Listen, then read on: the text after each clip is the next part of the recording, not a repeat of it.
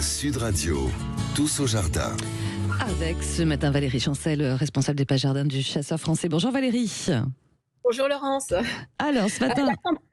La campagne française dont parlait Sandrine, c'est très Chasseur Français. Ça c'est moins qu'on puisse dire. Avec vous ce matin, on va parler de fleurs comestibles et de gâteaux d'anniversaire, parce que vous avez un événement très particulier à fêter, c'est les 140 ans du Chasseur Français. Dingue, 140 ans. Ouais. Oui, 140 ans, donc nous sommes 4 ans plus vieux que la Tour Eiffel. Vous ne les faites pas.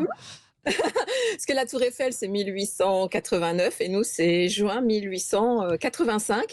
Donc, à cette occasion, toutes les rubriques Chasseurs Français se sont replongées, on s'est tous replongés dans les archives, donc aussi bien au niveau de la chasse, de la pêche, du jardin, de la nature, du pays, de la maison, parce que le Chasseur Français, on le répétera jamais assez, n'est pas un magazine de chasse, mais le magazine de la ruralité. Et c'est un magazine qui a quand même, rappelons-le, permis la naissance de 4,5 millions de bébés, avec les fameuses petites annonces du Chasseur Français. Drôle.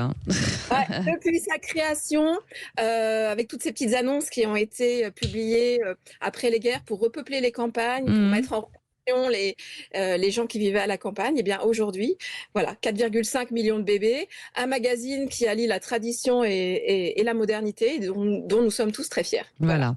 Alors, pour cette occasion, vous avez concocté un projet de terrasse avec plein de potées. Est-ce que vous pouvez nous expliquer le concept ? Ah oui, moi j'avais la vision du gâteau d'anniversaire, voilà, pour les 140 ans du Chasseur Français, donc sur une belle terrasse. Alors cette terrasse, je l'ai installée en bordure d'un jardin, donc il y a à la fois des potées pour la terrasse et à la fois des plantes de pleine terre tout autour. Alors j'ai créé des îlots de végétation avec toutes ces potées de plantes comestibles, de façon à avoir des plantes, des potées dans lesquelles on peut venir piocher des plantes pour décorer ses salades, pour faire des glaçons fleuris, pour décorer les pâtisseries, les gâteaux, les desserts en été, et des îlots qui permettent de cadrer aussi une jolie vue sur le jardin avec une arche pour pouvoir rentrer, pour vraiment que cet espace terrasse soit considéré comme une pièce de vie supplémentaire en plus. Voilà, alors on a 2 petites minutes, je tiens à vous le dire, ma chère Valérie, je sais que vous êtes assez bavarde, donc vous avez choisi et sélectionné quelle plante Alors, vite fait. Alors, capucine, goût poivré, on l'appelait le cresson des Indes, donc super dans les salades. La variété Purple Emperor que les gens connaissent pas, elle monte à 1,20 m, donc on peut la palisser sur les arches. Elle est superbe, elle est rose violacée. Vous avez l'agastache doré Golden Jubilé qui est magnifique. Les grands chefs adorent utiliser ses feuilles et ses fleurs pour les desserts. Donc des jolies fleurs violettes et puis un feuillage qui est doré. Vous avez les cosmos que vous pouvez encore semer ce week-end, là, c'est les derniers moments dont les pétales ont une saveur sucrée. Les roses trémières qu'on va déposer à plat sur les tartes, magnifique. Il faut juste retirer le petit calice vert à la base des corolles, et en plus ça adoucit la gorge, les roses trémières.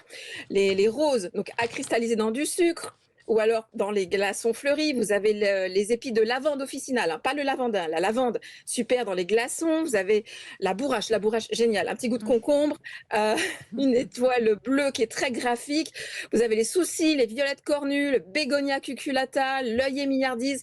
Alors pour la ciboulette, si vous embrassez votre amoureux, vous évitez. La fleur est très jolie, un joli pompon rose, elle se mange, mais après, elle a un goût d'ail, alors ah bon, on évite. Ouais, j'ai déjà testé, ça se mange, mais ça a un goût assez fort. Voilà, il n'y a pas que qui se mange. Voilà. Les œillets aussi, me semble-t-il. Vous en avez parlé ou pas? Je me souviens plus. Oui, alors les œillets, c'est pour les salades, les boissons, les gâteaux. C'est les œillets milliardises. Ils ont une saveur sucrée et légèrement épicée, avec des notes de muscade et de clous de girofle. Voilà, une dernière petite plante sur la terrasse à nous recommander. Oui. Qui dit gâteau, bon là c'est pas pour les fleurs, j'ai mis des petits fraisiers grimpants, donc Mount Everest, un petit tipi, 3 tuteurs, une grosse potée, on n'enterre pas trop le cœur du rosier pour qu'il respire, et puis ça vous permet d'avoir des petites fraises très décoratives sur la terrasse, c'est très sympa, et puis les enfants pourront les piocher comme ça au fur et à mesure de leur croissance pendant l'été. Voilà, et encore joyeux anniversaire, 140 ans. Ce n'est pas rien, et le numéro spécial de juin qui est donc forcément déjà en kiosque. C'est ça, déjà en kiosque. Oui. Voilà, merci beaucoup Valérie Chancel, responsable des pages jardins du Chasseur Français. On se retrouve très bientôt.